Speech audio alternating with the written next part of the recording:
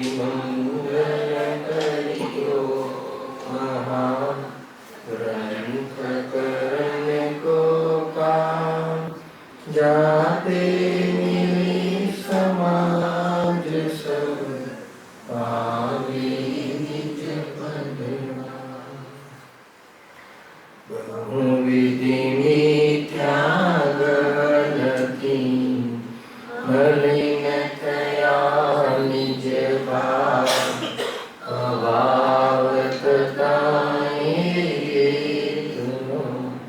સહજ રૂપ દર્શન આત્મ રૂપય રૂપમય અદભુત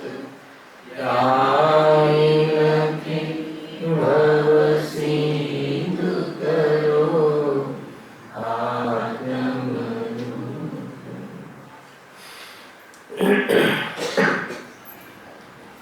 श्री मोक्षमार्ग प्रकाशित ग्रंथ से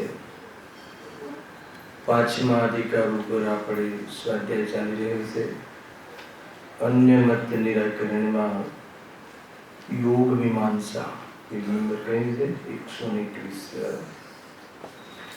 યોગ મીમાંસા મતમાં એટલે કોઈ માને છે કે ભક્તિ યોગ અને જ્ઞાન યોગ એ બંનેથી મોક્ષ માર્ગનું પ્રરૂપણા કરી છે અને એ વસ્તુ સ્વરૂપથી વિરુદ્ધમાં છે. એમાં યોગ મીમાંસામાં જ્ઞાન યોગની વિશેષ ચર્ચા થયા નથી. જ્ઞાન એને કહે છે એ લોકો કે જે એક ભ્રમ છે, જે બહારમાં એક ભ્રમ કરીને કોઈ વસ્તુ છે એનું ધ્યાન કરવું, એનું નામ સમ્યક જ્ઞાન કહે છે. એ બધી ચર્ચા થઈ ચૂકી છે. અહીંયા યોગ મીમાંસામાં જ્ઞાન યોગના અંતર્ગત જે યોગા છે, યોગા એક કસરતનો ભાગ છે. યોગા એક શરીરની અનેક પ્રકારની ક્રિયાઓની ચેષ્ટા છે. એને અહીંયા ધર્મ સાથે જોડીને એ લોકો ધર્મ મનાવે છે. ભલે શરીરની તંદુરસ્તીમાં નિમિત્ત ક્રિયા હોઈ શકે છે, પરંતુ એની સાથે ધર્મને કે ધ્યાનને સમાધિને કોઈ સંબંધ નથી. પરંતુ એની સાથે સંબંધ જોડી અને આ જે અનેક પ્રકારની જે ચેષ્ટાઓ કરતા હોય છે. એમાં ગઈ વખતે એ વાત આવી હતી કે પ્રાણાયામ આદિ જે શ્વાસ છોડવો કે શ્વાસ રોકવો, અનેક પ્રકારની જે શ્વાસોશ્વાસની ક્રિયા છે, તો યોગામાં જે એક મનની એકાગ્રતાનો એક પ્રયોગ છે, સમજજો. અને અન્ય જગ્યાઓથી ઉપયોગને, મનને કહો, ઉપયોગને નિવૃત્ત કરી એક શ્વાસોશ્વાસ પર ધ્યાન કેન્દ્રિત કરવું, એને અહીંયા યોગ ક્રિયા કહે છે લોકમાં. તો ત્યાં કહે છે કે કદાચિત કોઈ અન્ય જે બાહ્ય વિકલ્પો છે, અન્ય જે ક્રિયાઓ છે, એ સંબંધી ઉપયોગને હટાવીને કોઈ શ્વાસોશ્વાસ પર કેન્દ્રિત કરવાની જે પ્રક્રિયા છે, એમાં કોઈ કશાયની મંદતા હોય અથવા ત્યાં કોઈ કશાયની મંદતા હોય તો એ જીવને નિમિત્ત જ્ઞાન ખુલી જાય છે. કઈ વખતે લીધું કે શ્વાસોશ્વાસ સુગંધ ગંધના માધ્યમથી, કોઈ પૃથ્વીના પરમાણુના માધ્યમથી, કોઈ બહારમાં એવી પ્રકારની જે અગ્નિ વાયુ જે પ્રકારના પદાર્થો છે, તો એના માધ્યમથી કોઈ ઘટનાઓનું, ઘટવાવાળી ઘટનાઓનું કે પૂર્વમાં જે ઘટિત થઈ છે એવી ઘટનાઓનું અનુમાન જ્ઞાન ખુલી શકતું હોય છે. તેને નિમિત્ત જ્ઞાન કહે છે. મતિ જ્ઞાનનો એક ભેદ છે, પણ એમાં એક શરત છે. કોઈ કશાયની બનતા હોય, કેમ કે અન્ય વિષયો ઉપરથી વારંવાર ઉપયોગ હટાવે છે ને, તો અને એમાં ભેગું મંદતા થાય વિષયોમાં, તો એ જ્ઞાન ખુલવાના ચાન્સ છે. કોઈ જીવને ખુલી જાય તો એને એવું અનુમાન જ્ઞાન થઈ શકે છે કે એવી કોઈ ઘટના ઘટવાની હોય તો બહારનું વાતાવરણ, એવી સ્મેલથી, સુગંધથી, કોઈ પરમાણુઓના એવી પ્રકારના પરિણમનથી, અને જેમ આપણે અનુમાન કરીએ છીએ ને કે વાદળાથી વરસાદનું અનુમાન, એવું અનુમાન એનું વિશેષ ખુલી જાય.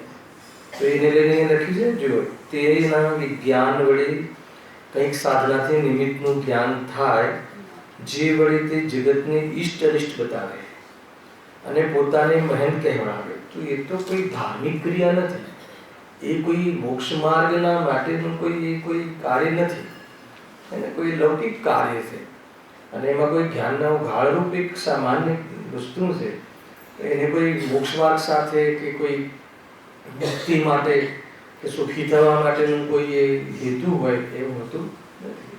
પણ જીવ એમાં ઘટાવે છે અને પોતાને મહાન કેવડાવે છે અને કોઈના ભવિષ્ય વિશે કહી દે, કોઈના કોઈ ભૂતકાળની ઘટના અને વગર પૂછે વગર એ બતાવે કહી દે, તો એક દુનિયામાં એનો એક છાપ પડી જતી હોય છે અને એને લઈને એ પોતાની મહેનત ગણાવે છે ને મહંત માને છે. અને જો આગળ શું કહે છે, પણ એ તો લૌકિક કાર્ય છે, એ કોઈ ધર્મની વાત નથી. તો યોગના માધ્યમથી, જ્ઞાન યોગના માધ્યમથી મોક્ષ માર્ગની પરિપૂર્ણમાં આ વાત ક્યાંથી લાવે છે? હોય કોઈને એવી જાતિની વૃદ્ધિ, બહારમાં કોઈ વિશેષતા આવી જાય તો આવી જાય, તો એનાથી શું મહત્વ છે? એ કઈ મોક્ષ માર્ગ નથી. એક એક વસ્તુ લખી છે, જીવોને ઈષ્ટ અનિષ્ટ બતાવી. જો વળી પાછો એનો ઉપયોગ શામાં કરે છે કે જીવોને ઈષ્ટ અનિષ્ટ બતાવી તેમના રાગ દ્વેષ વધારે છે અને પોતાને માન લોભાધિક ઉપજાવે. એમાં સિદ્ધિ શું છે? આના પરથી એમ ખ્યાલ આવે છે કે કોઈ દરેક વસ્તુ કોઈ પૈસા માટે જ કરાતી હોય એવું નથી. અને ઘણી એવી ચીજો લોકો ફ્રીમાં કરે છે. આ બધી જે કાર્ય ફ્રીમાં કરે છે તો એની પાછળ એનું શું ઇન્ટેન્શન હોય છે? માન પેશા, માનનો પણ એક લોભ હોય છે. એવું જરૂરી નથી કે હર જગ્યાએ એને પૈસાની જરૂર છે, એને પ્રસિદ્ધિની જરૂર છે, એને માનની જરૂર છે. લોકો એને ઓળખે, બધા જાણે, એની મહિમા કરે. મોટા ભાગે દુનિયા આ ક્ષેત્રમાં પણ આવીને અગર તત્વની રુચિ ના હોય, અને આ ક્ષેત્રમાં સાચા ફિલ્ડમાં આવીને પણ જો તત્વની રુચિ ના હોય, તત્વની રુચિ ના હોય એટલે શું? અને મુક્તિનો એનો એજન્ડા ના હોય, આત્મદ્રષ્ટિ કરવાનો એનો ઉદ્દેશ ના હોય, તો આ બહારની પ્રસિદ્ધિમાં જીવ આંધળો થઈ જાય છે. અને ઘણીવાર પ્રસિદ્ધિ એવી માથે ચડી જાય છે કે તત્વને બી ફેરવી નાખે. બની રહ્યું છે ને ભાઈ, શું કહે? અને પ્રસિદ્ધિ એવી એને દાઢે લાગી જાય છે કે લોકોને ગમતું બોલે. એ ગ્રુપમાં જાય તો એ ગ્રુપમાં જે ચાલતું હોય એને કોઈ પણ નયનું માધ્યમ લઈ અને એનું એકાંત કરાવે. અને અહીંયા ભગવાન આત્માની વાત ચાલતી હોય તો એ એકાંત કરીને એમ કરાવે. તો એને લઈને બહુ દોષ આવી જાય છે, દુનિયાના હિતમાં નિમિત્ત બને છે. અને એનું તો શું થાય તો એ જાણે વિશે રોકી જાય. એટલા માટે એને કોઈ સભા જોઈને વક્તવ્ય કરવું એ ઠીક નથી. આત્મા જોઈને કહેવાની વાત છે, સ્વભાવ જોઈને બોલવાની વાત છે. બોલવાનો તો ધર્મ છે જ નહીં આત્માનો, બોલવાનો રાગ પણ આત્માનો સ્વભાવ નથી. રાગ આવે તો ધાર્મિક જીવોને એમાં પણ વિવેક રાખે છે. એવી ઘણી બધી બાબતો આમાં સમજ થોડું આપણા ફિલ્ડ સાથે બી અસર તો બધે થાય ક્યાંય ને ક્યાંય. જો આગળ શું કહે છે, આવી થઈ ગયું મોટું પેરેગ્રાફ કે પ્રાણાયામ આદિને સાધન કરે અને એમાં કેટલોક સમય શ્વાસને રોકે, ઘણી બધી બાબતો કરે, તો એને લઈને એમાં એને સમાધિ કહે છે. એને ધ્યાનના ચેપ્ટરમાં લઈ જાય છે. એ ધ્યાન તો છે, ધ્યાન કોને કહેવાય? એક ધ્યાનની સામાન્ય પરિભાષા શું છે? બરાબર, એકાગ્રતા, ચિંતા, નિવૃત્તિ. બરાબર, એટલે એ તો સામાન્ય કોઈ ધર્મ ધ્યાનની વાત નથી. કોઈ બી એક વિષયમાં તમે એકાગ્ર થઈ જાઓ. બગલા ધ્યાન પણ હોઈ શકે. બગલા ધ્યાન ખબર છે ને? નથી ખબર? બગલાનો જે માછલીનો શિકાર કરે ને બગલો, તો એ માછલી પર એવું એનું ધ્યાન હોય છે કે દુનિયાને એમ લાગે કે આને શુદ્ધ ઉપયોગ થઈ ગયો, પરંતુ એનું એક વિષય ઉપર, એક ઇન્દ્રિયના વિષય ઉપર એવું કોન્સન્ટ્રેશન હોય છે, ધ્યાન હોય છે કે ચિંતા નિરોધ, ચિંતા એટલે ચિંતન, અન્ય પ્રકારનું જે ચિંતન છે, અન્ય વિકલ્પો છે એ નથી હોતા. તો એનું નામ પણ એકાગ્રતા કહેવાય છે. અને કોઈ એક જગ્યાએ આપણે એકાગ્રતા હોઈએ, કોઈ એકાગ્ર સ્થિત હોય, વેપારમાં બેઠા હોઈએ અને માની લો કે કોઈ એક વેપારી સાથે મીટિંગ ચાલતી હોય તો એમાં એટલું એકાગ્રતા હોય છે કે ટિફિન આવીને પડ્યું હોય બાજુમાં તો પણ આપણો વિકલ્પ આવે છે કે એનું ધ્યાન જાય છે. તો શું એને ભોજનનો રાગ મટી ગયો છે? શું એ વિતરાગી થઈ ગયો છે? તો કહે છે કે એને ધ્યાન જે કહ્યું ને એ ધર્મનું ધ્યાન નથી, એ શુદ્ધોપયોગરૂપ ધ્યાન નથી. તો એ કોઈ આ જે પ્રાણાયામ આદિમાં કોઈ એક શ્વાસોશ્વાસને હેતુ બનાવે, એને ટાર્ગેટ કરે, જ્ઞાન એને ધ્યેય બનાવે એને વિકલ્પપૂર્વક, બાકી તો એ તો જેમ હોય એમ થાય છે, એના હાથની વાત નથી. ગમે એટલો પ્રયાસ કરે પણ ઉપયોગ મને કશાય હોય ત્યાં ભાગે, એકત્વ બુદ્ધિ હોય. પરંતુ એ શરીરમાં એકત્વ બુદ્ધિ હોય ને એટલે શ્વાસોશ્વાસ આ રીતે રાખું તો હું સુખી થઈ જઈશ એવી એકત્વ બુદ્ધિ કારણે ત્યાં ધ્યાન એનું રહે છે. એટલે આ બાજુમાંથી કોઈ પસાર થાય, અહીંયાથી કોઈ પસાર થાય તો પણ એને ખ્યાલ ન રહે એવી એકાગ્રતા. તો એ એકાગ્રતાને શું માને છે કે જો અમને કેવું ધ્યાન છે કે સમાધિમાંથી, તો કે શુદ્ધોપયોગની સમાધિ કહે છે. વિતરાગતાનો ભાવ થઈ રહે, વિતરાગતાનો સદભાવ રહે અને કશાયનો અભાવ થઈને જે ઉપયોગની સ્થિરતા થાય છે એને ધ્યાન વાસ્તવમાં ધર્મ ધ્યાન, શુદ્ધોપયોગરૂપ ધ્યાન, એને એકાગ્રતા, એને આપણે ત્યાં એને ધ્યાન કહીએ છીએ. આ તો ટૂંકમાં તમારા નિરાગી કેવું ધ્યાન ધરે છે કે આપણને કે માનો કે હરણ એની ખાજ ખુજાવે તો પણ એમને ખ્યાલ ન રહે તો અમે પણ એવી સમાધિમાં જતા રહીએ છીએ યોગામાં, હે ને, કે અમને કંઈ ખબર જ નથી રહેતી. તો કંઈ ખબર ન રહેવું એનું નામ ધ્યાન નથી. હાલાય કે નહીં, રાગ ન રહેવું એનું નામ ધ્યાન છે. કશાયના અભાવનું નામ ધ્યાન છે. ધ્યાન એટલે સ્થિરતા, એકાગ્રતા. તમે સ્થિરતા ક્યારે થાય પ્રફુલ્લભાઈ? મોહ ના હોય તો, કશાય ના હોય તો જીવ સ્થિર રહી શકે, જ્ઞાતા દ્રષ્ટા રહી શકે. પરંતુ આને ધ્યાન બનાવે છે, કેમ કે એ વખતે એક જગ્યાએ ઉપયોગ લાગેલો હોય છે. તો એને ધ્યાનની ક્રિયા કરાવે છે. તો જો કેટલું જોરદાર લખ્યું છે વ્યંગમાં, પણ એ તો જેમ નટ સાધના વડે હસ્તાદિક વડે ક્રિયા કરે છે, હે ને, આ તો એક પ્રકારનો અભ્યાસ છે. એને શારીરિક પ્રેક્ટિસ, અભ્યાસ છે. ને પેલો નટ હોય ને, નટ કોને કહે, ઓલી દોરી પર ચાલવાનો પ્રયોગ કરે છે. તો એનું મતલબ કે નીચે તો બધી ગાડીઓ જતી હોય અને તો બી એનું ધ્યાન હટતું નથી. તો શું એને કોઈ આત્માનું ધ્યાન છે? તો કોઈ શું એને આત્માની એવી અનુભૂતિ છે? તો કે નહીં, એને એવો અભ્યાસ કરાયો છે જ્ઞાનને કે એક જગ્યાએ એ બી એકત્વ બુદ્ધિપૂર્વક કે આનાથી એને આમદાની થવાની છે અને આનાથી એને ઇન્કમ થવાની છે, એનામાં સુખ મળવાનું છે. એવી એકત્વ બુદ્ધિપૂર્વક એ નટ એટલી પતલી દોરી પર ચાલે છે અને આજુબાજુ અવાજો થાય તો પણ એને કોઈ ડિસ્ટર્બન્સ થતું નથી. પહેલાં અગર જો એવું ધ્યાન ધ્યાન કરી અને આત્મામાં લગાવે તો કહે છે કે તારે આ નાચ બતાવીને પેટ ના ભરવું પડે, હે ને. ખ્યાલ આવે કે એવું જોરદાર વાત છે. જેટલા કાળ કોઈ ભવ રહે એમાં પણ પુણ્ય નાખી જાય અને એની અપેક્ષા ના રહે અને અશરીરી બનીને સિદ્ધ થઈ જાય. માર્ગ તો અસિદ્ધોનો માર્ગ છે. અને શરીરને સુખી, શરીર દ્વારા અને નિરોગીપણું કરીને સુખી થવું એ કોઈ માર્ગ નથી. બહુ જોરદાર વાત છે સમજભાઈ. કે પણ એ તો જેમ નટ સાધન વડે, સાધના વડે, આ સાધના કહીએ શબ્દ શું વાપરે? આ કોઈ આત્માની સાધના નથી. હર જગ્યાએ કોઈને કોઈ ચીજ સાધે ને, ક્યારે સાધે છે? તો એમાં શું થઈ ગયું? હસ્તાદિક વડે ક્રિયા કરે છે. અને કોઈ હસ્તાદિ જે છે ને, જે બધી કેલા અને બધા જાદુગરો કેવું હાથ ચાલાકી હોય છે, એને એકદમ હિપ્નોટાઇઝ વિશે એક પ્રયોગ છે ને, વિજ્ઞાન હિપ્નોટાઇઝથી આપણા મનની વાત કઢાવી લે.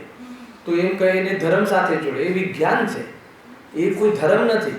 કે જો અમે એવા અંતર્યામી છીએ કે અમે તમારા મનની વાત જાણી લઈએ છીએ, એમ કહીને ધર્મ માર્ગમાં એને જોડી અને બહારમાં મહંત બને.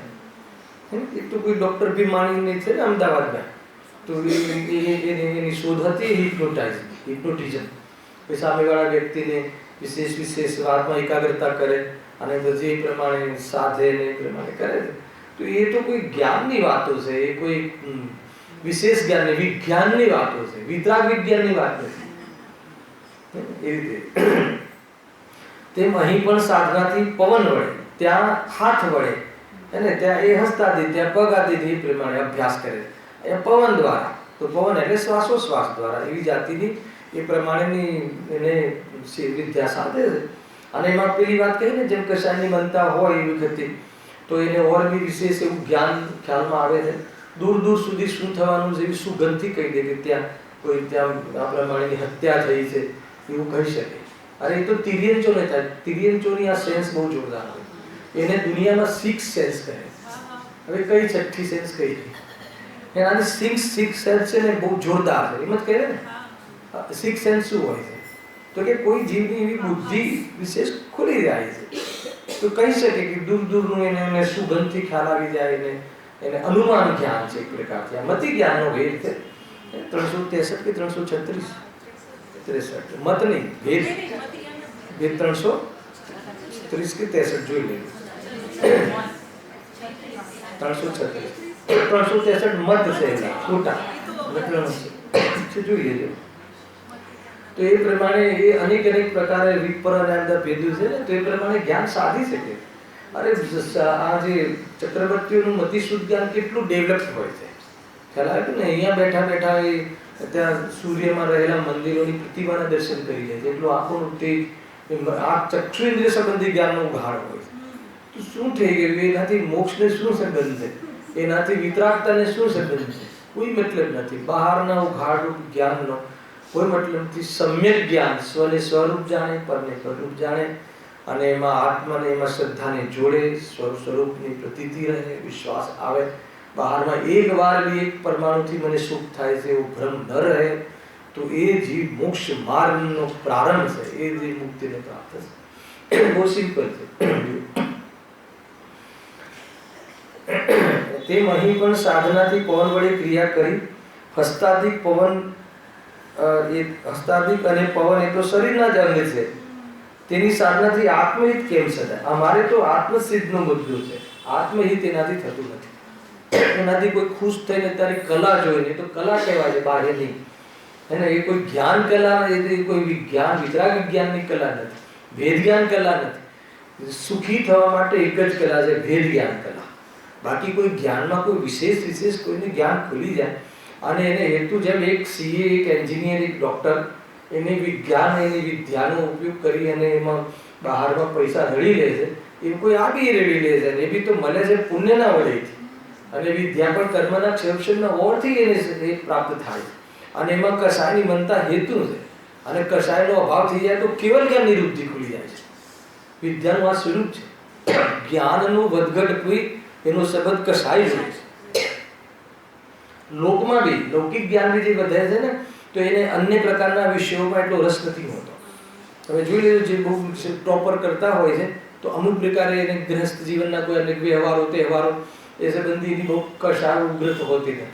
એટલે એક જગ્યાએ એની હોય છે ને કષાયની મનતા ને પૂર્વ કર્મનું નિમિત્ત તો જ્ઞાન ખુલી જાય છે અને એમાં પણ દરેકની દુકાન ચાલે જ. દરેક સીએની કે દરેક ડોક્ટરની દુકાન ચાલે એવું જરૂર નથી. તો પુણ્યનો ઉદય પાછો કેટલી પરાધીનતા અને તો બી સુખ નહીં, સુખનો આભાસ. ખ્યાલ કે નહીં? સુખ મળે છે. કોઈ ડોક્ટરનું રોજનો 2 ઓપરેશન કરીને 5 લાખ આપણા મોઢામાં પાણી આવી જાય. આપણે તો ગણિત ગણી નાખીએ ફટાફટ. એક કિડનીના મારા 5 લાખ લીધા. રોજના 5 ઓપરેશન કરે છે 25 લાખ. 25 ગુણ્યા 30 બરાબર. અને આપણે ઓપરેશન ચાલુ હોય ને આ ઓપરેશન ચાલુ હોય તો વેપારી ગણી લે. છોકરાને તો ડોક્ટર જ બનાવવું છે બસ. પછી ભગવાન તો ભગવાન તો આમે છે જ. આ રીતે એવું ચાલે છે કે સોચ આ રીતે ચાલે છે. બુદ્ધિ ખરાબ થઈ જાય છે. એટલું લોભાયમાન થઈ જાય છે. સર્વારે માર્ગને છોડી દે.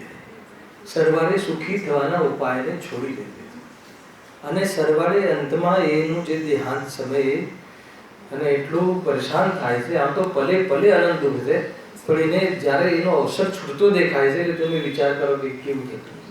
આખિરકાર શું છે? શું ગોલ છે આપણો? શું ગોલ? સુખ ગોલ છે તો જે આપણે જ્યાં લાગ્યા છે તે સુખનું નામ નિશાન નથી. વિચાર કરવા બહુ વિચાર કરવા જરૂરી છે. હવે ઓર ખોલે છે આ વાતને જોરદાર. એ જો એ ધર્મની સાથે એને જોડવું છે ને તો કેવી રીતે? તો હવે તું કહીશ કે હવે શું કહે છે કે ત્યાં મનનો વિકલ્પ મટી સુખ ઉપજે છે. અન્ય વિકલ્પો ન રહ્યા ને એટલે થોડી એને વિકલ્પો ન રહ્યા ભાવ નથી થયો. ઉપયોગ હટ્યો છે. આપણે એટલે ખબર ને છોકરાને કોઈ વાગ્યું હોય તો આપણે શું કરીએ છીએ હે ને બીજી જગ્યાએ આવાજ કરીએ છીએ એનો ઉપયોગ પલટાવીએ છીએ. ઉપયોગ પલટાવવાનું નામ ધર્મ નથી. અભિપ્રાય પલટવાનું નામ ધર્મ છે. અને અભિપ્રાય જે સમ્યક થાય અને વાસના માટે તો ધર્મ છે. ઉપયોગ પલટે એ ટેમ્પરરી ઉપાય છે, એ પરમનન્ટ ઉપાય નથી. એ તો એ જીવને વારંવાર એ જ્ઞેય બને, એ મેટર જ્ઞેય બને, અને રાગ તો જોડાયેલો હોય, મોહ તો હોય, એટલે વારંવાર એને જોઈ જોઈને વધારે રડે. એટલે એને જ્યાં જે સંબંધી જે મેટરમાં એનો ઉપયોગ લાગે અને તો આ ભૂલવા માટે કરે છે. તો કે એ વાત નથી. એના કરતાં એવી કોઈ વિદ્યાનું જે સાચી વિદ્યા લાવી દે કે આ સ્વરૂપ જ મારું નથી બહારનું, અને એ વાત છે ને ભૂલ નીકળી જવી જોઈએ. ત્યાં મનનો વિકલ્પ મટી સુખ ઉપજે છે. આ કોણ કહે છે? હે ને સામેવાળો શિષ્ય એ જે એ કહે છે. ના ના, મન એ વખતે વિકલ્પ ઘટે છે. અમને તો આમ હલકા ફૂલ હળવાશ લાગે છે, હળવાશ લાગે છે. કે વિપાસન કહ્યું હતું ને લાસ્ટ ટાઈમ, એમાં એ શું કરે છે? સવારથી કહા વિપાસના કે પેપર નહીં વાંચવું, આ નહીં કરું, કોઈ કોન્ટેક્ટ નહીં, કોઈ તો એ તમે આત્માના બલ ઉપર એનાથી નિવૃત્ત થાવ તો મજા આવે. નહીં તો જબરજસ્તી તમે અથવા બુદ્ધિપૂર્વક કોઈ રીતે કરો તો બી તમને એક તો ખ્યાલ આવે ને કે વિકલ્પો ઓછા હોય ત્યાં આકૃતતા ઓછી હોય. તો વિકલ્પો ના હોય, આ બધા નિયમો છે, સિદ્ધાંતો છે. તો હવે એ શોધ કરીએ ને કે વિકલ્પો થવા જ ના જોઈએ. તો ક્યારે ના થાય? કે કોઈ જગ્યાએ કોઈ વસ્તુની જરૂરત ના હોય તો વિકલ્પ ના થાય. તો કે એવું તારું સ્વરૂપ છે, તારું નહીં, છેદત્વનું. તો કે એવું તને પ્રતીતમાં આવશે તો આ વિકલ્પ મળશે, તો નહીં મળે. અને ટેમ્પરરી તને કોઈ ફોસલાવીને કે તને અન્ય જગ્યાએ સમજાવીને તારા ઉપયોગને પલટાવે તો એનાથી શું થવાનું? જો આગળ આવો અડજો તો બહુ સ્લોતાર છે. ત્યાં મનનો વિકલ્પ મટી સુખ ઉપજે છે. અને જો બીજો લાભ એ બતાવે છે આ તરફથી, આ યોગાની સમાધિવાળા, અને એમને વસીભૂતપણું પણ થતું નથી. એટલે ખ્યાલ આવ્યો? એમને એટલે મરણ થતું નથી. મરણ ના થાય સાધના યોગાવાળાને મરતા નથી. અરે જે પૂર્ણ વિતરાગી થઈ ગયા એમને બી પંડિત મરણ છે, એમને બી દેહનો વિયોગ થયો છે. તો તારી તો વાત જ ક્યાં? જે સહયોગી અયોગી કેવલી, એને સહયોગીમાંથી જે અયોગી થયા છે એ લેવલનું યોગની શુદ્ધતા પ્રગટ થઈ ગઈ છે ચૌદ સ્થાને. તો એ બી થોડાક સમય પછી તો તાત્કાલિક શરીરનો નિર્વાણને પ્રાપ્ત થાય છે કે નહીં? તો તું કહે છે કે થોડું યોગા શીખી લીધું તો કે મારે હવે એમ સાથે મારે સંબંધ તૂટી ગયો. એમ ખબર છે? એમ એટલે જમ કોને શું કહે?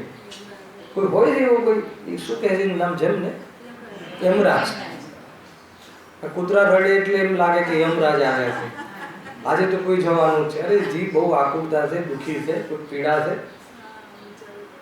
છતાં બી એમ કહ્યું ને હમણાં કે જે પક્ષીઓને પ્રાણીઓને એમની સિક્સ સેન્સ હોય છે, એને અમુક સુગંધથી, અમુક તત્વથી, પૃથ્વીના પરમાણુના પંડમનથી, અવાજથી, વાદળાના ગરજવાથી, અમુક વખતે એ લોકોનું અનુમાન જ્ઞાન એમની સેન્સ કામ કરતી હોય. તો એનાથી શું થઈ ગયું? જ્ઞાન કરાવે છે ફ્યુચરનું કે આ બનવાનું છે, પણ એનાથી મોક્ષમાં જવાનું થોડીક દ્વાર ખુલે છે. હે ને? મતલબ કોઈ જ્યોતિષ કલા છે ને, એ બી તો આપણી કલા છે, વિજ્ઞાન છે. સાચું જ્યોતિષ કે પછી પોતાની મનની કલ્પના પ્રમાણે કોઈ બી તમે જ્યોતિષ જોઈ શકો પ્રફુલ્લભાઈ.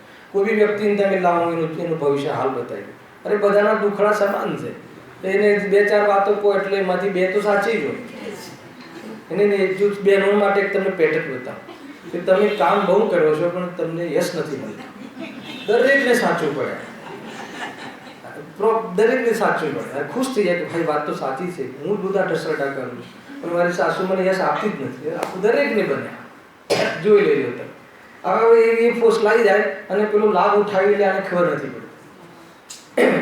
એને કાં તો ઘરેણા મંગાવી લે ઘરેથી, કાં તો ઇજ્જત લઈ લે. બેમાંથી હાથ બની જાય ને તે બધું શું બને જોઈ લો દુનિયાની અંદર. ફોસલાઈ જાય છે જી. એટલે આ માર્ગ જે મળ્યો છે એનો એટલો મહિમા આવે, એટલો મહિમા આવે કે એ કોઈ જગ્યાએ આપણે ફસાવાની તો વાત જ નથી. મહિમા આવે રાજુભાઈ, જોરદાર છે. જો ત્યાં મનનો વિકલ્પ મટી સુખ ઉપજે છે, બરાબર, અને એમને વસીભૂતપણું થતું નથી. પણ પંડિતજી કહે છે કે તો મિથ્યા છે. હવે એને મિથ્યા સિદ્ધ કરશે. કેમ મિથ્યા છે? કે તું જે મનનો વિકલ્પ જે કહે ને કે એ વખતે મનના વિકલ્પ મટી જાય છે, તો કેવી પ્રકારે મટ્યા છે એ બતાવે છે. જેમ નિંદ્રામાં ચેતનાની પ્રવૃત્તિ મટે છે તેમ પવન સાધનાથી અહીં ચેતનાની પ્રવૃત્તિ મટે છે. આવ્યો ખ્યાલ? નિંદ્રામાં જ્યારે ઊંઘી જઈએ છીએ આપણે જે, તો એ વખતે માનો કે વેપારના કે અન્ય જે વ્યવહારો જે નથી હોતા, વિકલ્પો નથી હોતા, તો વિકલ્પનો અભાવ થઈ ગયો છે. કે ચેતના કંઠિત થઈ ગઈ છે. કુંઠિત થઈ ગઈ છે ચેતના, એટલે એ વખતે જ્ઞાનનો વિષય નથી બનતો. તો કોઈ કહે કે એ તો સારું ને કે પરને જાણવું નહીં ને દાજવું નહીં, તો કે એવું નથી. એને એ વખતે તો વાસનામાં તો પુષ્કળ પડ્યું છે વસ્તુ. જેમ કે આપણે ખબર છે, આપણે નવકાર મંત્રનો એક પાઠ ભણ્યા હતા આપણે શરૂ શનિવારના રાતના ક્લાસમાં. તો ત્યાં યશો પંચ નમો યારો પાવપણાસણો, એને આ જે નવકાર મંત્રનો જાપ કરે છે એને સર્વ પાપોનો નાશ થાય છે. તો એનો બહુ અર્થ કર્યો તો મને યાદ છે, ખ્યાલ કે એમાં એનાથી કેવી રીતે મોહ રાગ દ્વેષનો ને એ બધું નાશ થઈ શકે છે. તો કેવી રીતે થઈ શકે? જાપ કરવાથી થોડી થાય. એમાં રહેલા સ્વરૂપને ઓળખે ને એવું સ્વરૂપની પ્રતીતિ કરે તો બરાબર છે તો એ રીતે. પણ એમાં એક કહ્યું કે જ્યારે ઉપયોગ પલટવાની વાત, જ્યારે તમે કોઈ જગ્યાએ કોઈ મેટર બનતી હોય તો તમે ઉપયોગને હટાવવા માટે નવકાર મંત્રનું તમે સ્મરણ કરો એટલે ત્યાંથી ઉપયોગ હટ્યો તો ટેમ્પરરી એ 5 પાપના પરિણામરૂપ પ્રવૃત્તિથી નિવૃત્ત થઈ. પણ કોઈ પાપનો અભાવ થતો નથી. પાપનો અભાવ તો છઠ્ઠે ગુણ સ્થાને થાય છે. પાપ પરિણામનો અભાવ તો એક દિવસ ત્યાર તો 5મા ગુણ સ્થાને થાય છે. અને એમાં સુખ બુદ્ધિ 4થા ગુણ સ્થાને મટે છે પાપ પુણ્યમાં. આ કર્મ છે. અને પુણ્ય ભાવ હે ને ઘટતો શુદ્ધ ભાવ વધે, પુણ્ય ભાવ ઘટે, પ્રવૃત્તિ ઘટે, એને અનુભાવ તો વધે અને 11મા ગુણ સ્થાને પુણ્ય પરિણામને મટી જાય છે અબુદ્ધિપૂર્વક. ત્યારે જીવ ભગવાન બને. પાપ પુણ્યમાં સુખ બુદ્ધિ મટે અને પાપ પુણ્ય પરિણામ બધા મટે ત્યારે જીવ ભગવાન બને. કેમ કે બંનેનું ભગવાન આત્મામાં ભાવ સ્વભાવમાં નથી. સ્વભાવની દૃષ્ટિ કરીને પરિણામ પરમાત્મા ત્યારે બને છે કે જેવું ભગવાન આત્માનું સ્વરૂપ છે એવું સદૃશ્ય પરિણામ થઈ જાય. આ બસ આટલું જ છે મોક્ષમાં, બીજું કાંઈ નથી.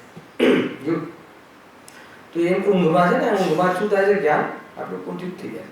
તો ઘણી વખત લોકો શું કરે છે કે એ ભૂલ જે થઈ હોય ને તો એને ભૂલનો મટાડવા નથી માંગતા, ભૂલનો અભાવ કરવા, ભૂલને ભૂલવા માંગે. શું કહે છે? ભૂલને ભૂલવા માંગે છે, ભૂલ નષ્ટ કરવા નથી માંગતા. કશાયો કે જે પરિણામ જે દોષ થતા હોય ને તો દોષને કોઈ ન જાણે એનો પ્રયાસ સૌથી પહેલો હોય છે. હે ને? દોષનો અભાવ કરવાનો કોઈ નથી વિચારતું. આપણાથી કોઈ દોષ થયો હોય તો સૌથી પહેલા ઉપાય શું હોય છે રાજુ? કે કોઈને ખબર ના પડવી જોઈએ. તો શું થાય? એનાથી હું સુખી થાઉં. સૌથી પહેલા એને મોટી ભૂલ હોય છે.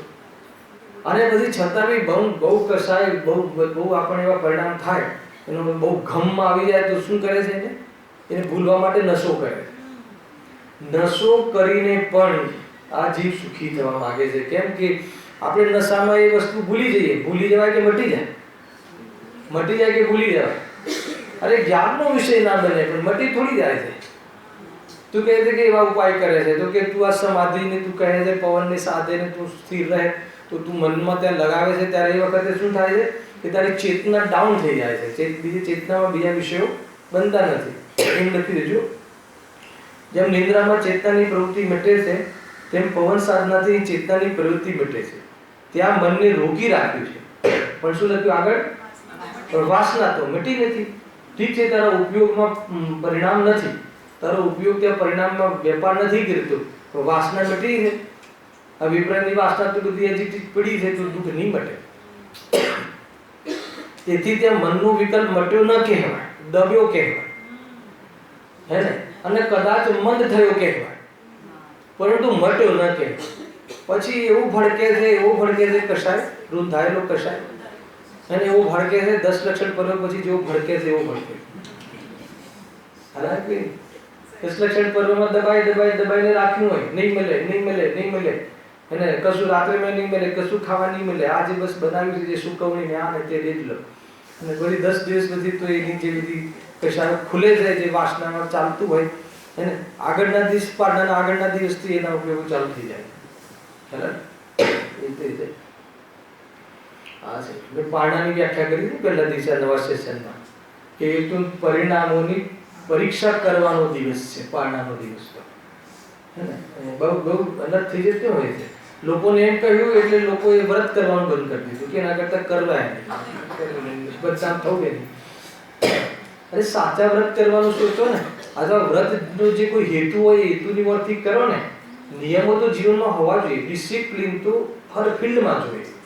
ચાહે ધર્મનું ફિલ્ડ હોય કે ચાહે કર્મનું ફિલ્ડ હોય, ડિસિપ્લિન વગર તો કોઈ બી ફિલ્ડમાં સક્સેસ નથી. નિયમનો અર્થ છે ડિસિપ્લિન, નિયમનો અર્થ ધર્મ નથી. ખ્યાલ આવે કે નહીં?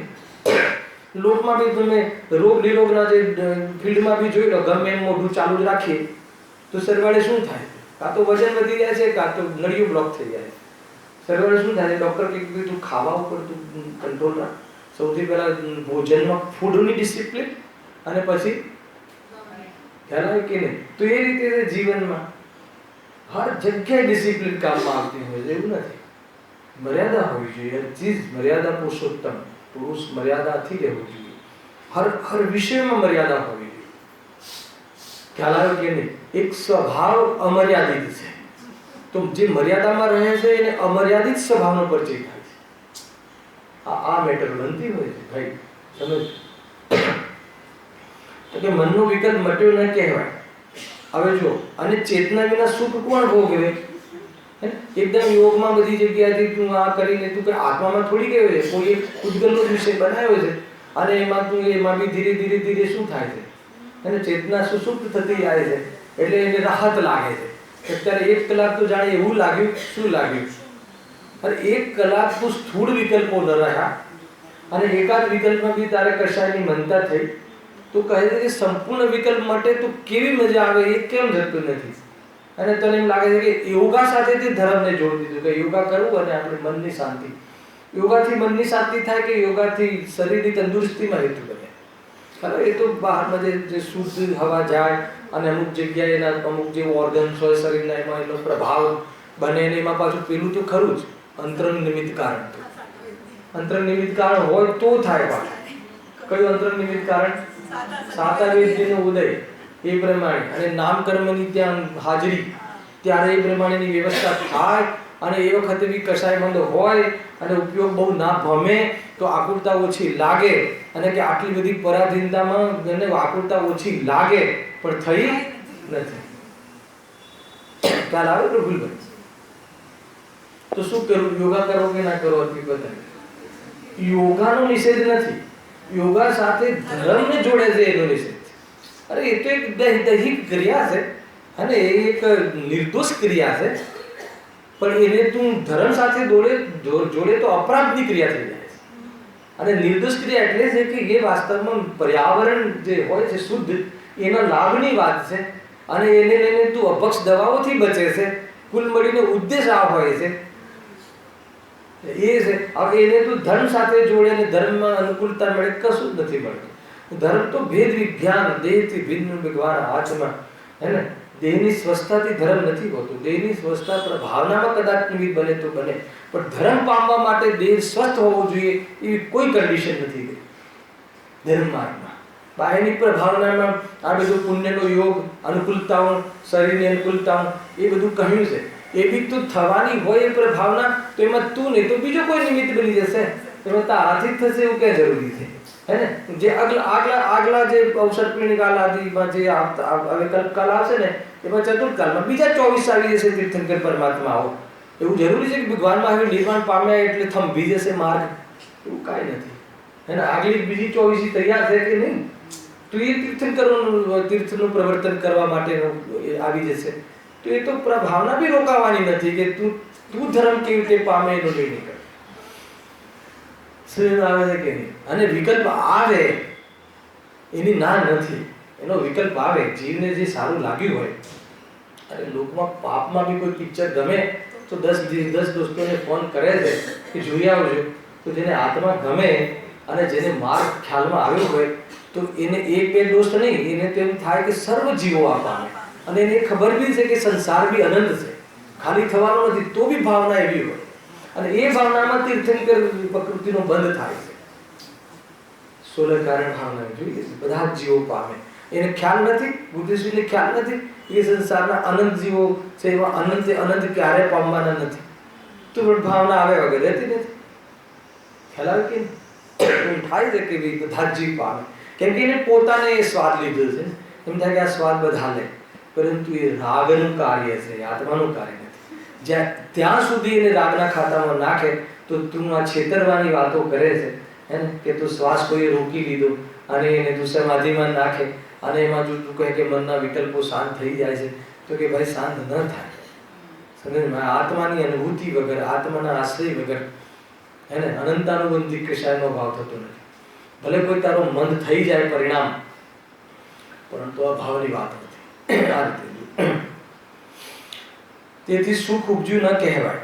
વળી એ સાધના વાળા જો હવે પેલું બીજું છે ને, એ અમને વસીભૂત થતું નથી એમ, તો કે એ વાત તારી મિથ્યા છે. અને એ સાધના વાળા તો આ ક્ષેત્રમાં થયા છે કે નહીં? અહીંયા આ બધા સાધના અત્યારે હાલ છે તો યમરાજ લઈ ગયા કે ના લઈ ગયા એમની ભાષામાં, હે ને, તો તેમાં કોઈ અમર દેખાતા નથી. અગ્નિ લગાવતા તેનું મન થતું દેખાય છે. કેવા કેવા જીવ અહીંયાથી મોટા મોટા સલાહકાર પુરુષ ભલે મોટા મોટા આયુષ્ય લઈને આવ્યા હતા, તો ગયા કે ના ગયા?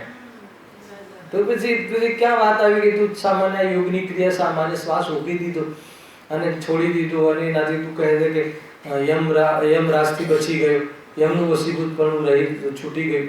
તો કેવું થતું નથી. ભ્રમ નહીં. આ તો આપણે લોકો બચી ગયા છે, બાકી બહુ દુનિયામાં ચાલે છે, હે ને, કે તમારું જીવન વધી શકે છે, તમે અમર થઈ શકો છો.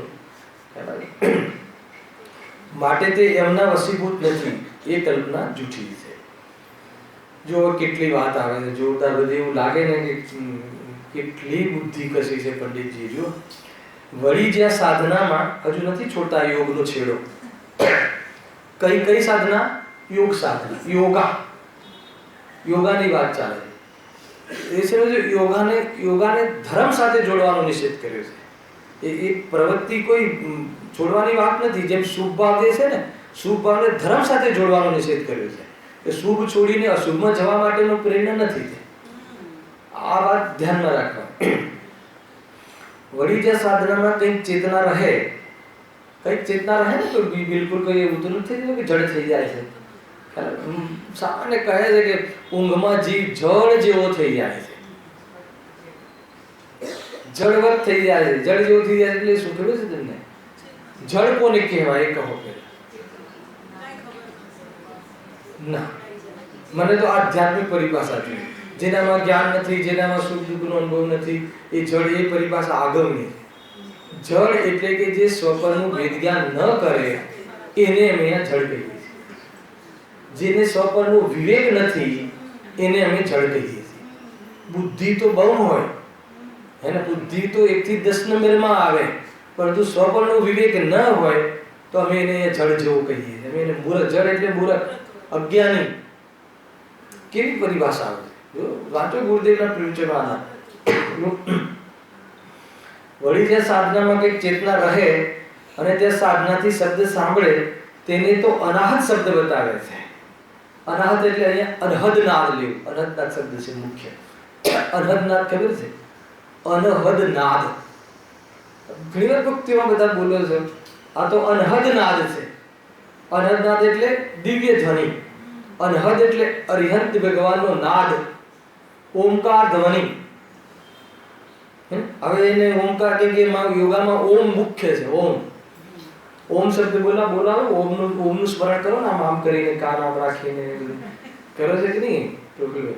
તો ઓમ કે બધી ભ્રમરામ કંઠથી એક શબ્દ ધ્વનિ, હે. તો હવે એને એમાં શું કલ્પના કરે છે? જુઓ એને કેવી રીતે કલ્પના કરે છે, જોરદાર લખી. ભાઈ હમણાં ઓલું છે ને, આપણે કઈ ઓલું રિસર્ચમાં કોણ છે આગળ? નાસા રિસર્ચ છે. હા, નાસા બહુ આગળ છે ને. તો એને શોધ્યું છે ને, ઓમકાર ધ્વનિ લઈ આવ્યા છે ને, અત્યારે કેસેટ ચાલે છે, તમને ખબર નહીં. એ લોકો ગ્રહમાં એકદમ ઉપર ગયા પછી કહે છે કે ત્યાં અમે સેટેલાઇટ જોડ્યું. સેટેલાઇટ જોડ્યું એટલે સેટેલાઇટથી ઉપર એવી કોઈ ધ્વનિ પકડમાં આવી કે જે આપણને સમજણમાં નથી આવતી, અને એની કેસેટો મેં સાંભળી એટલે કહું છું. અને કશું નથી, એક વ્યક્તિ ઓમ બોલે છે. તો મેં કીધું કે ભાઈ પંચમ કાળમાં ઓમકાર ધ્વનિ અહીંયા આવે જ નહીં, હે ને, સમોષણ આવે જ નહીં. એ તો કોઈ ત્યાં જઈ આવ્યું હોય ગુરુદેવશ્રી જેવા, અને એમને ઓમકારનો એમને એ આગળની સાથે જોડાણ થાય એ બરાબર છે. પણ અહીંયા કોઈ ઓમકાર નાદ આવે એને ઘણી વખત ઘણી જગ્યાએ જઈએ ને યાત્રાઓમાં, તો આ પ્રતિમામાં બપોરે આટલા વાગે અહીંયા ધ્વનિ છૂટે છે. અરે કોઈ જંતુ બોલે, કોઈ બીજો અવાજ આવે, તો કોઈ એમને તો એ આપણે લોકો પછી એ મૂર્તિ બતાવે એટલે એને 100 રૂપિયા આપી દઈએ આપણે, એ પેલા પૂજારી બનેલું ને આવું. મેં કીધું આમ તમે પૈસા 100 રૂપિયા માગી લો, મૂર્ખ નહીં બનાવો. મેં કીધું તો ત્યાં આગળ એ પૂજારીને કીધું તમે મૂર્ખ બનાવીને જૈન ધર્મની વિરુદ્ધમાં કામ નહીં કરો. તમારે 100 રૂપિયાની જરૂર હોય તો કહો કે ભાઈ મારે જરૂર. ખ્યાલ આવ્યો કે નહીં? બધા ઠીક નથી એમ. તો એ કહે છે કે અનહદનાદ શબ્દ બતાવે છે. જો હવે એને જે ઓમનો અંદર ઓમનું જે અંદરનું ઓમ ધ્વનિ થાય છે ને એને કહે છે કે અમને તો ઓમ સાથે શું થયું? સંપર્ક થયો. હે ને? એના વિઝન આવે છે, એના રિફ્લેક્શન આવે છે, એના વાઇબ્રેશન મળે છે. બધા શબ્દો આવે ને એમને વાઇબ્રેશન આવે ને. તમે બોલો હમણાં હાલો ઓમ કરો તો બધા અહીંયા બધા વાઇબ્રેશન આવે. તો એ તો એ સાઉન્ડ વાઇબ્રેશન છે. તો એને વાઇબ્રેશનને સમજે છે કે અમને ત્યાં જોડાણ થયું ભગવાનની ધ્વનિ સાથે. એટલે અમને પરચો છે, એમને બધું પરચે છે. અને થોડું બોલતા આવડતું હોય તો દુનિયામાં મૂર્ખની એને ટીમ એને મળી જતી હોય છે. શું મોટી વાત છે, ખુલી જાય દુકાન. એટલા માટે કંઈ ફસાવા જેવું નથી. અને આપણને સર્વજ્ઞ દેવ દેવશાસ્ત્ર ગુરુ અને વર્તમાનમાં ગુરુદેવ શ્રી કોઈ જગ્યાએ ક્યાંય બી ફસાવાની જરૂર નથી. આટલું આપણી પાસે બહુ આપણી મૂડી છે. આપણું ભાગ્ય છે. સંપર્ક થયો છે, ભાગ્ય છે. વળી જ્યાં સાધનામાં કઈ ચેતના રહે અને ત્યાં સાધનાથી શબ્દ સાંભળે તેને તે અનાહત શબ્દ એટલે અનહદનાદ શબ્દ બતાવે છે. જો આગળ હવે એનો કાટ કરે છે, એનું તોડ. તે તો જેમ વિનાદિકના શબ્દ સાંભળવાથી સુખ માનવું થાય છે. અને કોઈ જગ્યાએ તમે સંગીત એવી ચીજ છે કે સંગીતમાં તમે છે ને આપણે એકદમ એમાં બીજી જગ્યાએથી ઉપયોગ હટે. કોઈ તમે સંગીતને વગાડો એટલે ઉપયોગ શું થાય? બીજી જગ્યાએથી હટે એટલે આપણને સુકૂન લાગે. અને એ વાણીમાં મીઠાશ હોય અને એ વાણીમાં કોઈ ખાસ વિષય હોય, આમાં ઉપયોગ જોડાય તો એ તો કહે કે એ તો ઇન્દ્રિયનો ભોગ થયો, એ તો કર્ણેન્દ્રના વિષયનું સેવન થયું. એ ક્યાં ધર્મ થયો? આજે તમે સાંભળો છે ઓમકાર ધ્વનિ બી ભગવાનની વાણી આપણે આવી અને આજે આપણે સ્વાસ્થ્ય સ્વાધ્યાય કરીએ છીએ, એ ઇન્દ્રિયનો વિષય છે.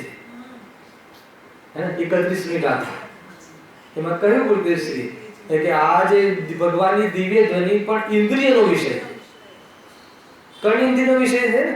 બસ એમાં એટલો લાભ છે કે એ જે વિષય છે એમાં આપણું સ્વરૂપ બતાવ્યું છે. એટલે આપણે એમાં હેતુ બનાવીએ છીએ, એને સાંભળવા તૈયાર છે. બાકી તો શું કામ સાંભળીએ? જો જેમ તેના સાંભળવાથી સુખ થાય, જેમ વીણાદિક શબ્દ સાંભળવાથી સુખ માનવું થાય છે, તેમ તેના સાંભળવાથી સુખ માનવા જેવું છે. એ તો માત્ર વિષયનું પોષણ થયું, પણ પરમાર્થ તો કાંઈ પણ ન ઠર્યો. એમાં કઈ વાત આ બહુ કહે છે કે એમાં ઓમ બોલીએ છે ને એટલે આપણને કોઈ અલગ જાતિની શાંતિ મળે છે યોગામાં. તો કહે છે કે ભાઈ એ અલગ જાતિ નથી હોતી, એ કોઈ સિદ્ધોની જાતિની વાત શાંતિ નથી. એ તો એક પ્રકારથી તને આ બહારના ઉપયોગો તારા હટ્યા છે એટલે સામાન્ય આકૃતા ઘટી છે. બાકી કાંઈ નથી, વિષયનું જ સેવન છે. કેટલી વાત કહી, વિષયનું જ સેવન છે. જો હવે આ બહુ જોરદાર વાત કરી. વળી પવનના નીકળવા પેશવામાં સોહમ, આવા શબ્દની જોરદાર ચાલે છે ને બધી ધારણા, એની વાત કરી લો. આજે 15 મિનિટ ચાલી જાય. વળી પવનના નીકળવા પેશવામાં સોહમ એવા શબ્દની કલ્પના કરી તેને તેઓ અજપા જાપ કહે છે. શું કહ્યું? આ ખ્યાલ આવે? ફરીથી બોલું છું. વળી પવનના નીકળવા પેશવામાં સોહમ એવા શબ્દની કલ્પના કરે. તમે કોઈ બી અવાજ હોય ને, અવાજ થતો હોય ને, તો એમાં તમે કોઈ શબ્દની કલ્પના કરો, પછી તમને એ જ સંભળાશે. બરાબર? માનો કે આપણે પહેલા હવે તો ઘડિયાળો પહેલા આવતી તો ટીક ટીક વાળી ઘડિયાળ, તો ટીક ટીક થાય ને તો એમાં તમે એકવાર એક શબ્દની સ્થાપના કરો, તું સીધ હું સીધ, તું સીધ હું સીધ. પછી તમારે એ જપવું નહીં પડે, અજપા જાપ. એક જપા જાપ, એક અજપા જાપ. જપા જાપ એટલે રીતસરથી માળા લઈને જાપ જપવું, હું સિદ્ધ સિદ્ધ હું સિદ્ધ અર્યંત અસિદ્ધ અર્યંત સિદ્ધ, એ જાપ જપવાની વાત છે. અને આ કોઈ બોલવાનું કે વિચારવાનું નહીં. તમે એકવાર સ્થાપના કરી દો એટલે ઘડિયાળનો અવાજ થતો હોય ને પેલા છુક છુક ગાડીમાં બેસતા ત્યારે અમે કરતા હોય, છુક છુક છુક બોલે ને એની સાથે તમે કોઈ બી શબ્દ તમે જોડી દો.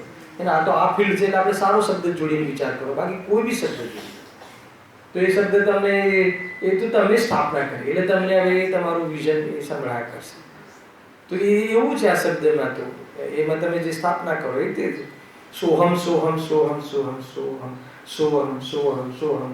તો શ્વાસોશ્વાસ તમે આમ ઉચ્છ્વાસ લો, છોડો, તો એમાં તમે એક શબ્દની સ્થાપના કરો અને કરાવે બી છે એ લોકો ટીચર કે તમે ઓમ બોલો, છોડતા બી ઓમ બોલો, ઓમ બોલો, ઓમ બોલો. તો તમે એ શ્વાસમાં સ્થાપના કરી અને ઓમનો અર્થ તમને ખબર છે સામાન્ય, તો કે અમને તો ઓમ શબ્દનો પરિચય થયો. ઓમ શબ્દનો નહીં, અમને તો ઓમની સાથે સંપર્ક થયો. અને એ લોકો પછી તમને કહે છે કે અમે તમને ઓમ સાથે, ઓમ એટલે એ લોકોમાં જો શિવ હોય તો શિવ, હે ને, અને કોઈ જૈન ટીચર હોય તો કે પંચબ્રહ્મેષ્ઠી, તો કે હું તમને આ શબ્દથી ત્યાં કે ઠીક નથી.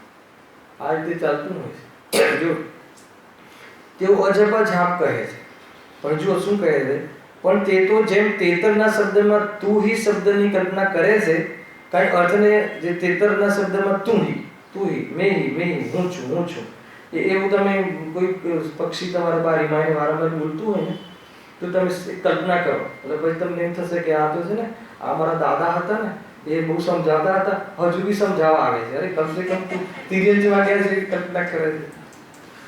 અરે જે ધર્મ સમજાવતો હોય તિર્યંજમાં થોડી જાય, કમસે કમ સ્વર્ગમાં જાય, બીજે ક્યાં જાય? આપણે બધા ક્યાં જશું? આપણે જો સ્વર્ગમાં નહીં જઈએ તો પછી જશે કોણ? ખ્યાલ આવે કે? અને સ્વર્ગમાં જવાથી થશે શું? એ બાજુ જોડે રાખજો, ખુશ થવા જેવી નથી વાત. કહ્યું હતું ને, મહાસંકટ નિકટ 79 ગાથા ચાલી હતી ને. અમારા આચાર્ય અમરચંદ્ર દેવ કહે છે કે અમારે સ્વર્ગમાં જવું પડે ને, એ મહાસંકટ નિકટ લાગે છે. આજે મહાવ્રતમાંથી અમે ત્યાં જશું તો એ તો ઓર મોટું સંકટ છે. એક તો 7માંથી 4થું થઈ ગયું, અને પછી કહ્યું હતું ને બે દિવસ પહેલા અહીંયા કે ક્યાં કહ્યું, અને સર્વક્ષમ સમ્યક લઈને ગયા હોય તો વમી બી જાય, તો ત્યાંથી તો એકેન્દ્રિયનો દરવાજો ખુલે છે. નરકમાંથી તો કમસે કમ સંગી પંચેન્દ્રિય મનુષ્ય કે તિર્યંજ થાય. નારકી ક્યારે નરકમાં જ ન જન્મે ને ક્યારે બી અસંગની ના થાય, નિયમ છે. એટલા પાપો કરે છે તો બી. અને ઓલો સ્વર્ગનો દેવ ભલે સમ્યક દર્શન લઈને ગયો હોય, વમી જાય તો બની શકે કે એકેન્દ્રિય સુધી જઈ આવે ઝાડની ગોદમાં. ઠીક વસ્તુ કે મહાસંકટ નિકટ છે. અને સ્વર્ગનું નામ લેતા કેમ પાણી આવે છે મોઢામાં? કહે જો કાંઈ અર્થને અવધારીને તે તેતર એવો શબ્દ કહેતું નથી. કોઈ ઘડિયાળ કે ચૂક ગાડી કે કોઈ પક્ષી, કોઈ એને અર્થની ખબર નથી. એ તો આપણે કલ્પના કરી અને એમાં આપણને અર્થની ખબર ના હોય તો એ આપણને ભાવભાષણ થતું નથી. શબ્દથી કાંઈ નથી થતું. આત્મા શબ્દમાં આત્મા નથી, હે ને. આત્મા શબ્દના માધ્યમથી જે ધ્યાન કરે એમાં એનું વાચ્ય બને, એનો અર્થ સમજાય, ભાવભાષણ થાય, પ્રતીતિ થાય, અનુભૂતિ કરે, ત્યારે સ્વાધ્યાય પર આરોપ આવે છે. ખરેખર તો વાસ્તવમાં ઉપાદાનથી કાર્ય થાય છે.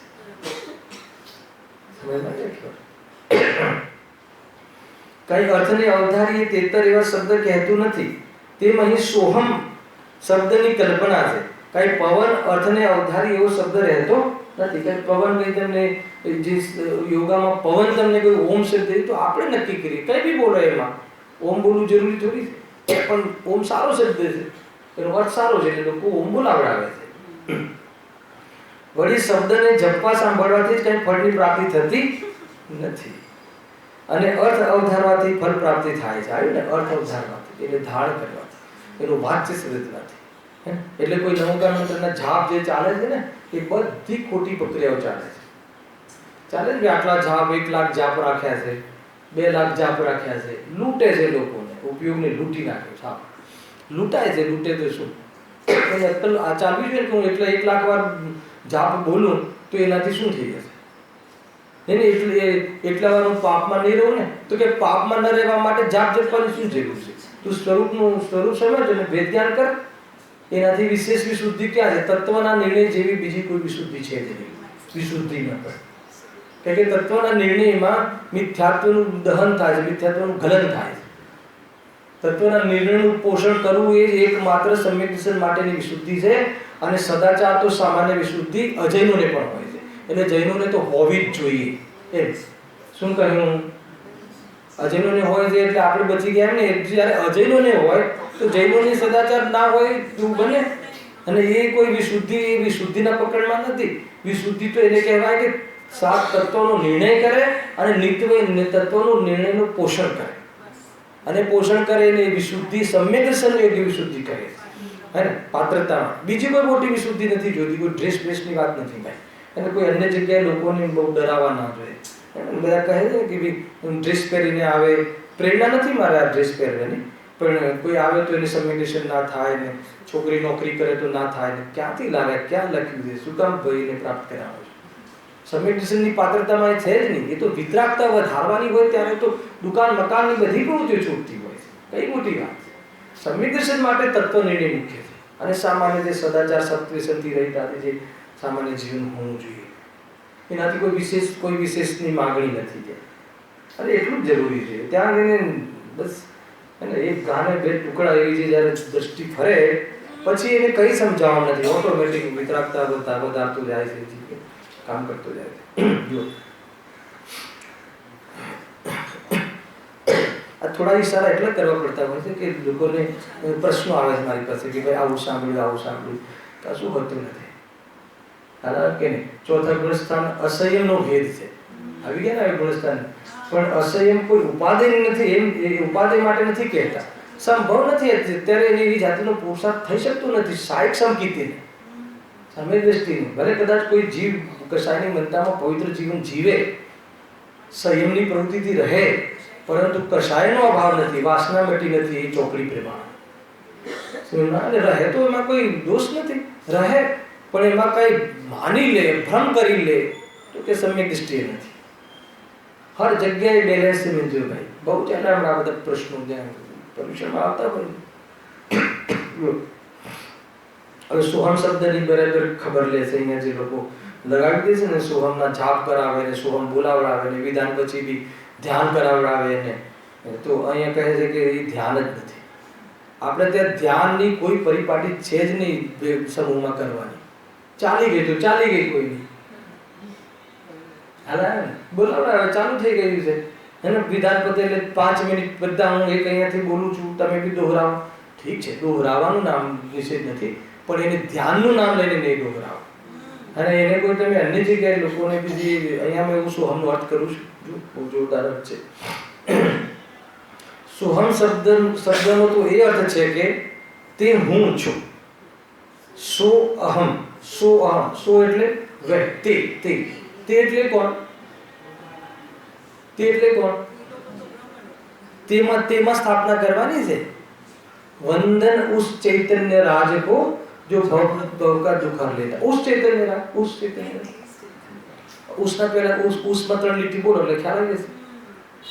निज चैतन्य महाहिम गिरि से परिणति के घन टकराते हैं, सोदयतेन्द्रिय आनंद रस की मूसल धारा बरसाते हैं, जो अपने आश्रित परिणति को रत्नात्रय की निधिया देता, वंदन उस चैतन्य राज को जो भव की जिसके आश्रय से है ना રત્નત્રયની પરિણતિ થાય છે, એની ગિફ્ટ મળે છે. એવો જ્ઞાન તે એટલે જે ધ્રુવ છે, જે શુદ્ધ છે, તે એટલે એ હું હે ને. એ તે અને જે એ છે તે છે એ હું છું, એનું નામ સોહમ. ખ્યાલ? સો એટલે તે, વહ હિન્દીમાં, સંસ્કૃતમાં વહ એટલે શું કે જે ધ્રુવ છે, જે અપરિણામી છે, જે અનંત શક્તિનો સામર્થ્યવાળો છે, જે પરમત નથી, અપરમત નથી, એક જ્ઞાય ભાવ છે, એ તે અને તે પછી અહમ. સો અહમ તે હું છું, તે હું છું. સોહમનો અર્થ આ થાય. સોહમ બોલા રાખે, અર્થ ખબર ના હોય. અર્થ ખબર હોય પણ એમ અનુભવ ના હોય. તો સોહમનો જાપ જપવાથી કે કોઈ વાયુમાં કે કોઈ પવનમાં એની સ્થાપના કરવાથી કે કોઈ પક્ષીના અવાજમાં એની કલ્પના કરવાથી, અજપા જાપ જપવાથી કોઈ પણ પ્રકારનો લાભ થતો નથી. આ છે આની વાત. જો સોહમ શબ્દ તો એ અર્થ છે કે તે હું છું. હવે અહીં એવી અપેક્ષા જોઈએ કે તે કોણ, કે તેનો નિર્ણય કરવો જોઈએ. કોણ? કારણ કે તત શબ્દને અને યત શબ્દને નિત્ય સંબંધ છે. આવી તત અને યત. તત એટલે તે અને યત એટલે જે. તે કે જે એ કે જે એટલે હું, એ કોણ કે એવો જે છે એવો હું, સો અહમ, એને નિત્ય સંબંધ છે, કાયમી સંબંધ છે. તેથી વસ્તુનો નિર્ણય કરી તેમાં અહમ બુદ્ધિ ધારવામાં સોહમ શબ્દ બને છે. બરાબર છે? તો આ રીતે સોહમ શબ્દ બન્યો. પણ હવે આગળ જો ખુલાસો કરે છે, ત્યાં પણ જ્યાં પોતાને પોતાનું અનુભવે છે ત્યાં તો સોહમ શબ્દ સંભવતું જ નથી. બહુ જોરદાર વાત છે, હે ને? ભાષાથી અનુભવ નથી અને અનુભવમાં ભાષા નથી. અનુભવને બતાવવું હોય, વ્યક્ત કરવું હોય તો ભાષા છે, હે ને? એટલે હું ગાયક છું, હું ગાયક છું, હું ગાયક છું એમ બોલાવડાવું, એમ બોલું હું, હે ને? એના વિકલ્પો રાખવા, ઝાપ ઝપવો, એ અનુભૂતિ નથી. ઉપરથી એ તો અનુભૂતિમાં બાધક છે. માનો કે હું ગાયક છું એવી અનુભૂતિ નથી હોતી. હું ગાયક છું એટલે ગાયક કેવો છે? શુદ્ધ છે, એક છે, ધ્રુવ છે. બરાબર છે? આપણે પેલા ભણી લીધું. હવે માનો કે શરીરનો વિયોગ થાય તો બી આપણી દૃષ્ટિમાં ધ્રુવત્વ રહે. ધ્રુવત્વ રહે એટલે કોઈ ભયને પ્રાપ્ત ના થાય, નિશંક રહે. એવી જે ફિલિંગ છે એનું નામ ગાયકની દૃષ્ટિ. આપણે સમજે છે કે વખતે ગાયક હાથ આવવો જોઈએ, ગાયક ધ્રુવ છે, સમજમાં આવવું જોઈએ, વિચારમાં આવવું જોઈએ, એ તો એના પૂર્વમાં ભણવાની વાતો છે. ભણવામાં હું ગાયક છું એવી વાત આવે છે, અનુભવમાં હું ગાયક છું નથી આવતું. ભાઈ આપણે કાલે લઈ સમય થઈ ગયો છે. આ બહુ ઉપયોગી વાત છે. અહીંયા અનુભૂતિની મેટર છે અને જે આપણી પ્રિય વાત છે. કાલે આને ખોલી છે અને વાસ્તવમાં જો અનુભૂતિમાં છે ને, અનુભૂતિમાં વિક્ષેપ પડે, લોકની અનુભૂતિ બી જોઈ લો તમે, વિષયની અનુભૂતિ બી. તમે કોઈ જબરજસ્ત આજે તમારી કોઈ સારી ડીશ બની હોય ને તમે બરાબર એનું સેવન કરતા હોય, રસ લેતા હોય, હે ને, એનો સ્વાદ લેતા હોય જે બી, બરાબર, એ વખતે તમને તમારી પત્ની આવીને પૂછે કેવું બન્યું છે, એટલે તમને શું થાય? વિક્ષેપ પડ્યો ને એમાં કે ભાષા આવી ને. હવે એને પૂછ્યું એટલે તમારો વિકલ્પ આવ્યો કે સારું બન્યું છે. હવે સારું બન્યું છે એટલા સમય તમારો જે સ્વાદ લેવાની જે ગતિ હતી, પ્રક્રિયા હતી, લૂંટાઈ ગઈ. પછી ફેર પૂછે તો પછી આપણે જે રાગ પછી દ્વેષમાં આવી જઈએ. હા થાય છે કે નથી થતું? અરે ખાવા તો શાંતિથી હમણાં. એ શું છે? વિચાર કરજો. અનુભૂતિ શું છે? અહીંયા સોહમ શબ્દમાં અનુભૂતિ નથી. સોહમ શબ્દનું જે વિષયની જે પ્રતીતિ ચાલે છે, ફિલિંગ ચાલે છે, એ અનુભૂતિ છે. એની ચર્ચા હું અહીંયાથી કાલે ડાયરેક્ટ ઉપાડીશ. બરાબર છે? સાંજનો ક્લાસ હમણાં પોસ્ટપોન છે, કેન્સલ નહીં, દિવાળી સુધી. એટલે શનિ રવિના ક્લાસ ચાલુ રહેશે સવારના. સહેજાનંદ